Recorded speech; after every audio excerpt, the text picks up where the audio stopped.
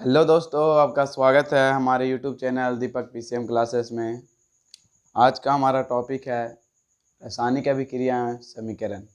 रासायनिक अभिक्रिया क्या होता है जानेंगे। पहले इसका एग्जांपल ले लेते हैं। C+O2 बनाता है CO2। क्या बोलेंगे, रासायनिक अभिक्रिया क्या है? जब एक पदार्थ किसी अन्य पदार्थ के साथ अभिक्रिया करके एक नए गुणधर्म वाले पदार्थ का निर्माण करता है। जैसे क्या, कार्बन ऑक्सीजन से अभिक्रिया करके क्या बनाता है? कार्बन डाइऑक्साइड बनाता है। इसी तरह क्या, H2+O2 क्या बना रहा है? H2O बना रहा है। क्या बोले ऑप्शन में कि जब एक पदार्थ किसी अन्य पदार्थ के साथ अभिक्रिया करके नए गुणधर्म वाले पदार्थ का निर्माण करता है। जैसे में हाइड्रोजन क्या है जी? हाइड्रोजन एक दहनशील पदार्थ है, यानी वो जलता है। और ऑक्सीजन क्या है? वो जलने में सहायक प्रदान करता है। और ये दोनों अभिक्रिया करके क्या बनाता है? जल बनाता है, यानी H2O बनाता है, जो दहन को बुझाने के काम आता है। तो ये दोनों का गुण और इसका गुण दोनों भिन्न होता है ना। H2+O2 हो गया, H2O हो गया। इसी तरह Mg+O2 क्या बनाता है? MgO बनाता है। यानी मैग्नीशियम ऑक्सीजन से अभिक्रिया करके क्या बनाता है? मैग्नीशियम ऑक्साइड बनाता है। तो ये क्या हो गया? रासायनिक अभिक्रिया हो गया। तो अभिकारक क्या है, प्रतिफल क्या है? समीकरण से देखते हैं। C+O2 क्या बना रहा है? CO2 बना रहा है। तो ये क्या है? ये क्या हो रहा? ये रासायनिक अभिक्रिया हो रहा है। तो इसमें अभिकारक और प्रतिफल को कैसे पहचानेंगे? तो अभिकारक जो होता है वो रासायनिक अभिक्रिया में भाग लेता है। अभिकारक क्या होता है? रासायनिक अभिक्रिया में वैसा पदार्थ जो रासायनिक अभिक्रिया में भाग लेता है अभिकारक कहलाता है। और वैसा पदार्थ जो रासायनिक अभिक्रिया के फलस्वरूप बनता है वो क्या कहलाता है? प्रतिफल कहलाता है। ये मेरा हो जाएगा अभिकारक और ये हो जाएगा मेरा प्रतिफल। ये मेरा हो जाएगा क्या? प्रतिफल हो जाएगा। रासायनिक अभिक्रिया में भाग जो लेता है वह क्या कहलाता है? अभिकारक कहलाता है। और रासायनिक अभिक्रिया के फलस्वरूप जो बनता है वो क्या कहलाता है? प्रतिफल बनता है। रासायनिक अभिक्रिया इसको क्या बोलेंगे कि मैग्नीशियम ऑक्सीजन से अभिक्रिया करके मैग्नीशियम ऑक्साइड बनाता है। लेकिन यह बोलने में बहुत ही लंबा और समय भी व्यर्थ होता था, और क्या, कॉपी की भी खपत होता था, पेज का भी खपत होता था। तो इसके लिए एक समीकरण आया। समीकरण को क्या बोलते हैं कि रासायनिक अभिक्रिया को संकेत एवं सूत्र के सहायता से व्यक्त करना रासायनिक समीकरण कहलाता है। तो बताओ, मैग्नीशियम का संकेत ये हो गया, ऑक्सीजन का ये संकेत हो गया और ये अभिक्रिया कर दिया तो मैग्नीशियम ऑक्साइड बन गया। ध्यान से देखेगा, रासायनिक समीकरण क्या है?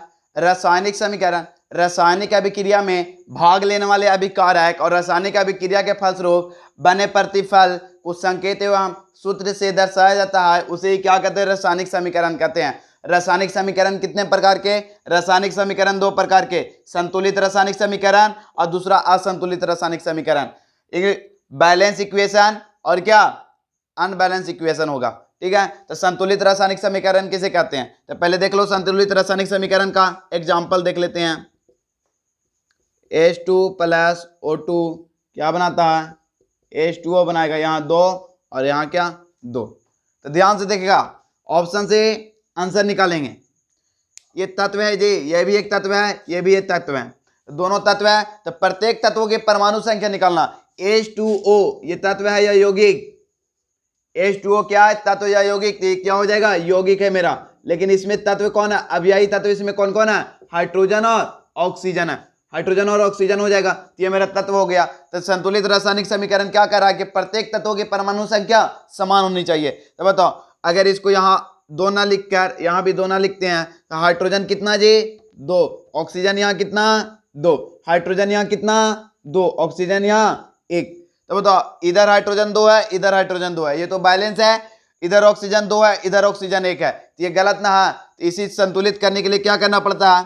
तो ऑक्सीजन को 2 है यहाँ और यहाँ 1 है, तो यहाँ 2 लाएंगे ना। तो 2 लाने के लिए कितना से गुना कर देंगे? यहाँ 2 से गुना करेंगे तो 2 1 कम 2 आ जाएगा यहाँ, और 2 में 2 से गुना करेंगे 4, तो हाइड्रोजन कितना हो गया? 4। और 2 में 1 से गुना करेंगे तो ऑक्सीजन 2 हो गया। अब बताओ, हाइड्रोजन जब 4 हो गया, ऑक्सीजन तो संतुलित हो गया, लेकिन हाइड्रोजन यहाँ 4 हो गया, यहाँ 2, तो यहाँ 2 से गुना कर दें तो 2 दूनी 4। अब ये संतुलित हो गया, इसे संतुलित रासायनिक समीकरण कहते हैं। आगे बताएंगे संतुलित कैसे किया जाता है और संतुलित करने के नियम उयम सब बताएंगे आगे। पहले इसको देख लेंगे, संतुलित रासायनिक समीकरण किसे कहते हैं। एक बार और बता दे रहे हैं कि रासायनिक अभिक्रिया में भाग लेने वाले अभिकारक और रासायनिक अभिक्रिया के फलस्वरूप बने प्रतिफल के प्रत्येक तत्वों की परमाणु संख्या समान होती है, उसे क्या कहते हैं? संतुलित रासायनिक समीकरण कहते हैं। शॉर्ट में क्या बोलेंगे कि प्रत्येक तत्व की परमाणु संख्या समान हो उसे संतुलित रासायनिक समीकरण कहते हैं। लॉन्ग में भी बता दिए हैं, शॉर्ट में भी बता दिए हैं। अब असंतुलित रासायनिक समीकरण क्या है?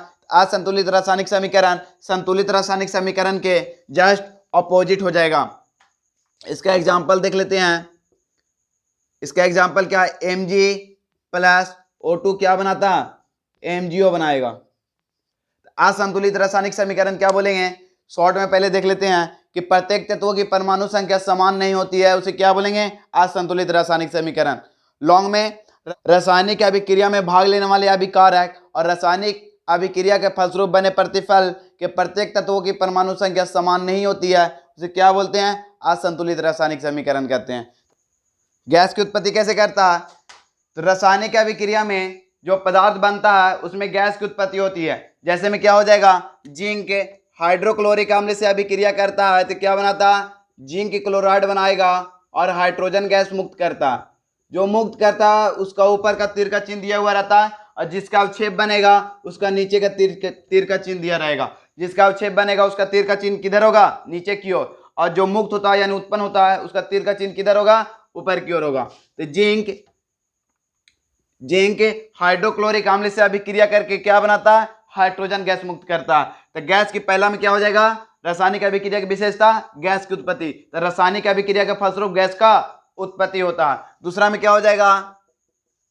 रंग में परिवर्तन। रासायनिक अभिक्रिया का दूसरा विशेषता, ठीक है। तो रासायनिक अभिक्रिया जो होता है उसमें रंग में भी परिवर्तन होता है। तो पोटेशियम परमैंगनेट का सूत्र KMnO4 होता है और इसका रंग कैसा होता है? इसका रंग होता है बैगनी। ये भी याद कर लेगा, मोस्ट इंपॉर्टेंट है कि पोटेशियम परमैंगनेट का रंग कैसा होता है? बैगनी होता है। अगर नींबू का रस इस पर डालेंगे इसका जो रंग होता है धीरे धीरे गायब होने लगता है। यही मेरा रंग में परिवर्तन होता है। रासायनिक अभिक्रिया की विशेषता तीसरा में क्या हो जाएगा? ताप में परिवर्तन। ताप में परिवर्तन पूछेगा, ताप में परिवर्तन का एक उदाहरण बताओ तो बता देगा कैल्शियम ऑक्साइड जल से अभिक्रिया करके कैल्शियम हाइड्रोक्साइड बनाता है और क्या? ताप की उत्पत्ति करता है। देखो अवस्था में परिवर्तन रासायनिक अभिक्रिया की यह भी एक विशेषता है कि अवस्था में परिवर्तन करता है। यानी मोमबत्ती को अगर जलाएंगे तो उसका जो वाष्प ऊपर वाला भाग होता है वो वाष्प बनकर चला जाता है और जो द्रव के रूप में रहता है वो नीचे पिघल कर नीचे रह जाता है। तो उसमें भी अवस्था में परिवर्तन होता है। तो रासायनिक अभिक्रिया की विशेषता अवस्था में भी परिवर्तन एक मुख्य तथ्य है, ठीक है। तो 4 को बता दिए हैं कि गैस की उत्पत्ति, रंग में परिवर्तन, ताप में परिवर्तन, अवस्था में परिवर्तन। क्या बोल रहा है? रासायनिक समीकरण लिखने का नियम। एक रासायनिक समीकरण ले लिए और ये क्या हो जाएगा? हम बताए हैं कि अभिक्रिया में जो भाग लेता है, रासायनिक अभिक्रिया में जो भाग लेता है वो क्या कहलाता है? अभिकारक कहलाएगा। तो ये मेरा क्या हो जाएगा? अभिकारक हो जाएगा, अभिकारक। और रासायनिक अभिक्रिया के जो फलस्वरूप पदार्थ बनता है उसके क्या कहते हैं? प्रतिफल कहते हैं। तो ये मेरा क्या हो जाएगा? प्रतिफल हो जाएगा। अब लिखने का नियम क्या है? पहला में क्या लिखेंगे? देखो तो ध्यान से, अभिकारक के बीच क्या प्लस का चिन्ह दिया हुआ रहता है या फिर ऐसे बोलेंगे अभिकारक किस साइड लिखा हुआ? इस साइड यानी इस साइड, बायां या दायां? किस साइड लिखा हुआ? बाएं साइड। तो लिखेंगे रासायनिक अभिक्रिया में अभिकारक को किस साइड लिखा रहता है? बाईं ओर लिखा जाता है। अभिकारक को बाईं ओर लिखा जाता है। पहला में हो जाएगा, पहला में क्या होगा कि रासायनिक अभिक्रिया में अभिकारक को बाईं ओर लिखा जाता है और प्रतिफल को किस ओर लिखा जाता है? दूसरा में क्या लिखेंगे? दूसरा में लिखेंगे रासायनिक अभिक्रिया में प्रतिफल को किस साइड लिखा हुआ? दाईं ओर। तो लिखेंगे रासायनिक अभिक्रिया में प्रतिफल को किस ओर लिखा जाता है? दाईं ओर लिखा जाता है, दाईं ओर प्रतिफल। और इसमें क्या नजर आ रहा है? और इसमें नजर आ रहा है कि अभिकारक के बीच क्या किस चीज का चिन्ह है? तो लिखेंगे कि रासायनिक अभिक्रिया में अभिकारक के बीच धन चिन्ह होता है। क्या चिन्ह होता है? धन चिन्ह होता है। धन चिन्ह ब्रैकेट में लिख लेगा प्लस का चिन्ह होता है। तो तीसरा पॉइंट हो गया। चौथा पॉइंट क्या लिखेंगे? जब अभिकारक लिखे हैं तो और क्या लिखेंगे? प्रतिफल भी लिखेंगे। अतः प्रतिफल भी लिखेंगे तो क्या होगा कि रासायनिक अभिक्रिया में प्रतिफलों के बीच प्लस का चिन्ह होता है यानी धन का चिन्ह होता है। तो इसमें भी सेम हो जाएगा, इसमें भी सेम हो जाएगा, सिर्फ यहां पे प्रतिफल हो जाएगा।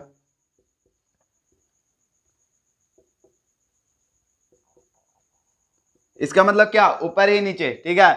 आगे क्या लिखेंगे कि रासायनिक अभिक्रिया में देखो तो ये तीर का चिन्ह दिया हुआ है। तो तीर का चिन्ह क्या बता रहा है कि रासायनिक अभिक्रिया में तीर का चिन्ह बताता है कि किस ओर अभिक्रिया हो रहा है।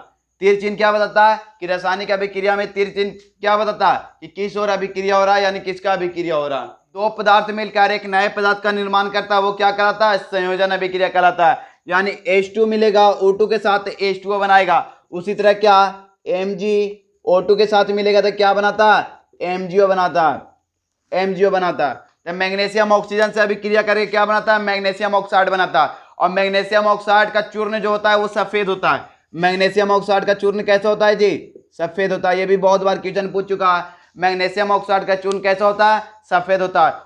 क्या है जी, वियोजन अभिक्रिया। वियोजन अभिक्रिया की डेफिनेशन क्या बोलेंगे कि वैसा रासायनिक अभिक्रिया जो बड़े यौगिक टूटकर एक नए पदार्थ में निर्माण होता है उसे क्या कहते हैं, वियोजन अभिक्रिया कहते हैं। यानी बड़ा यौगिक टूटता है और छोटे छोटे पदार्थ का निर्माण होता है, उसे क्या कहते हैं, वियोजन अभिक्रिया कहते हैं। वियोजन अभिक्रिया का दूसरा नाम क्या होता है, अपघटन अभिक्रिया भी होता है। वियोजन अभिक्रिया का अपघटन अभिक्रिया होता है। यानी KClO3 यानी पोटेशियम क्लोरेट, पोटेशियम क्लोरेट को गर्म करेंगे तो ये किस में टूटता है, पोटेशियम क्लोराइड में टूटेगा और क्या, ऑक्सीजन मुक्त करता है।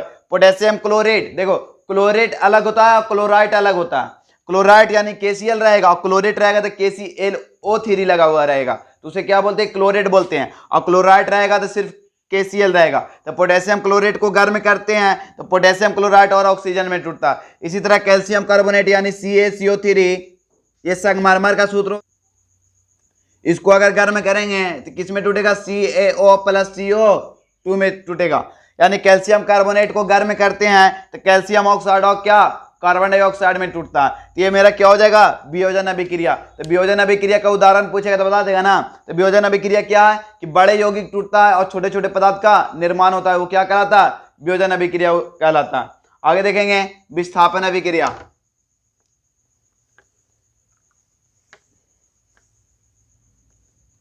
देखो वियोजन अभिक्रिया के बहुत सा प्रकार है, लेकिन वो बाद में बताएंगे। अभी देख लो विस्थापन अभिक्रिया।